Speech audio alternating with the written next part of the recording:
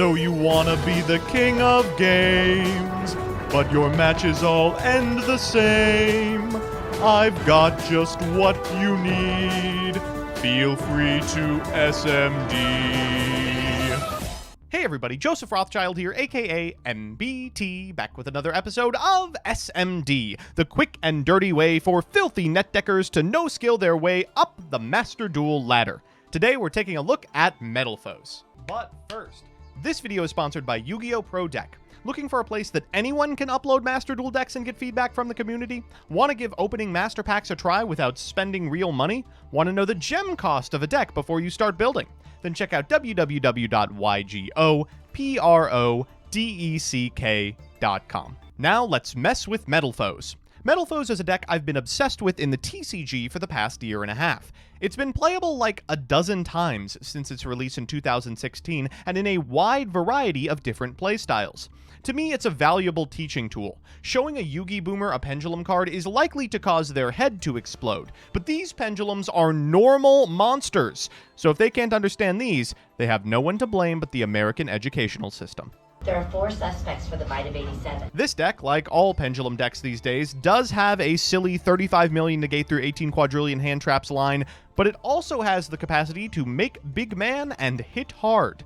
Sometimes you're desperately trying to jam through a Magician's Soul so you can go +7, and sometimes you're just pendulum summoning 4 2,000 attack point monsters and asking for the handshake. It's got a variety you don't often see in these combo decks. This is the list I used to get a 5-game win streak in Platinum 1. You'll notice, among other things, that there's no Electrumite in here. Now, I want to stress, I think Electrumite is very good in this deck, but I'm not convinced it's all you should be doing. Usually, when Electrumite is involved, people play tons of different packages, mythical beasts, dark worms, etc. to make her pre-pendulum summon. This deck spends a comparable amount of resources trying to get to Magician's Souls. I don't think Electrum setups are where you want to be with Metalfoes, but you'd probably still play her in case you're interrupted and just want to make an Apollosa pass. In that case, you'd probably take out the Gravity controller for Electrumite. So with that, let's get into the card by card.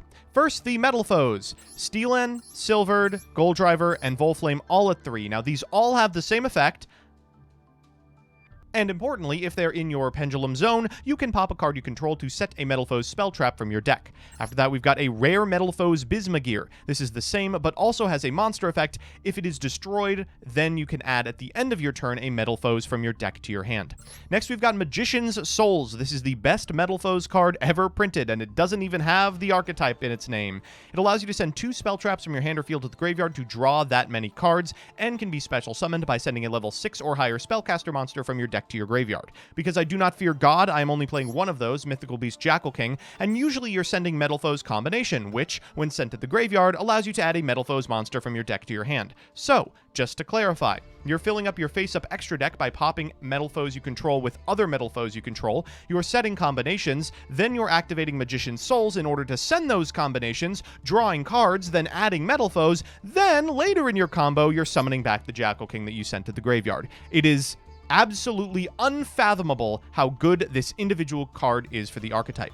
Because of that, we're playing 3 Magical Abductor. This is a card that searches, if you've activated 3 spells this turn, a Magician's Souls. Importantly, we're also playing Bayo Baboon. I needed another normal really badly, and I didn't want to do something like a Rescue Rabbit that sets up an Electrumite. Instead, I'm using this one, which can dig you closer to the souls. This card has historically been very popular in Metalfoes because you can activate a Metalfoes effect targeting the Bayo Baboon, destroy the Bayo Baboon, and then filter 3 cards instead of 1, filling your board with monsters in the process. Now, unfortunately, you can't make the monster you would want to using these, Cross Sheep, because they have the same name, which is why we're playing a copy of Sun Avalon Dryas in order to convert one into a differently named monster.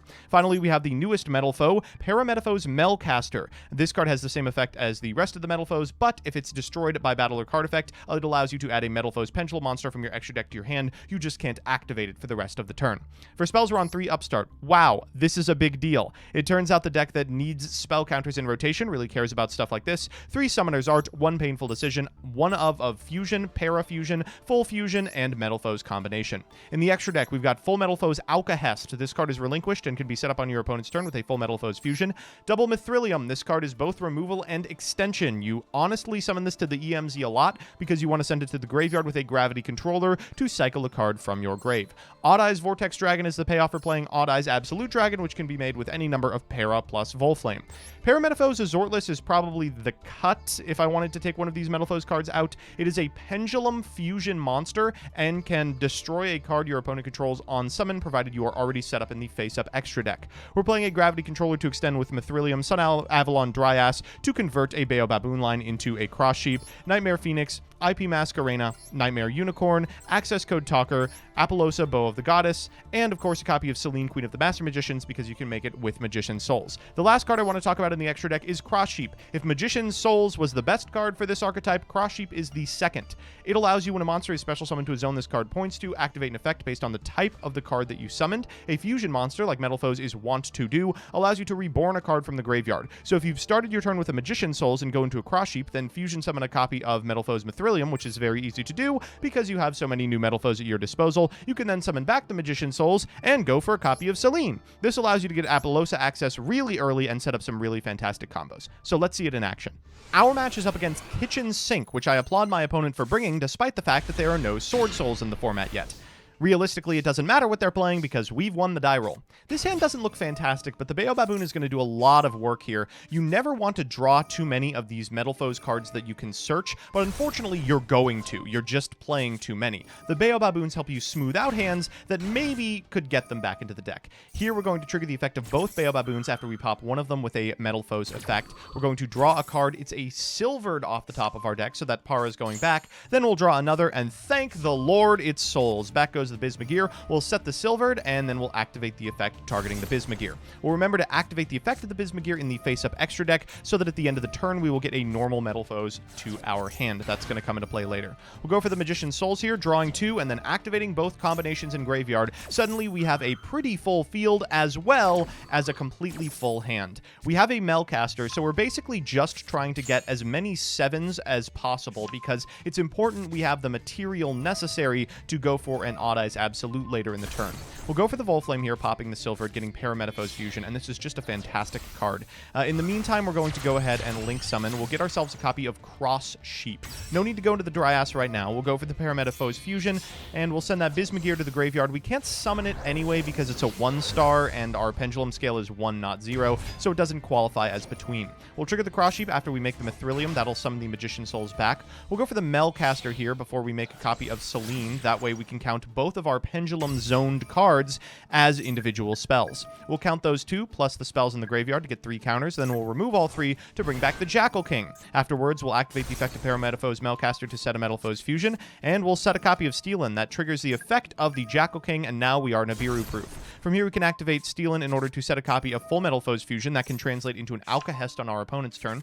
We'll reset a copy of Melcaster, and then we'll get more counters on the Jackal King. At this point, we're going to use Mithrilium's effect just to put the Melcaster back in hand. It's 2 more counters, which doesn't really matter, but we really want those combos back in deck for later turns. From here, we can go into a copy of Apollosa. We may have been able to summon more monsters if we had been better about zones, but this deck has a lot of skill tests, and let's just say I don't pass all of them.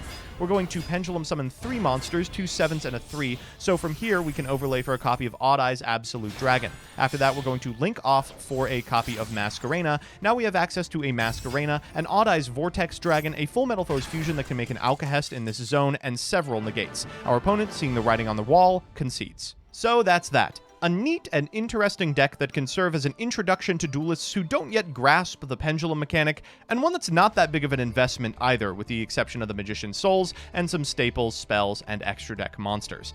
I'd also recommend checking this deck out in paper. It is exceptionally rewarding to solitaire, and a lot of fun as well. Hope to see you in the next one.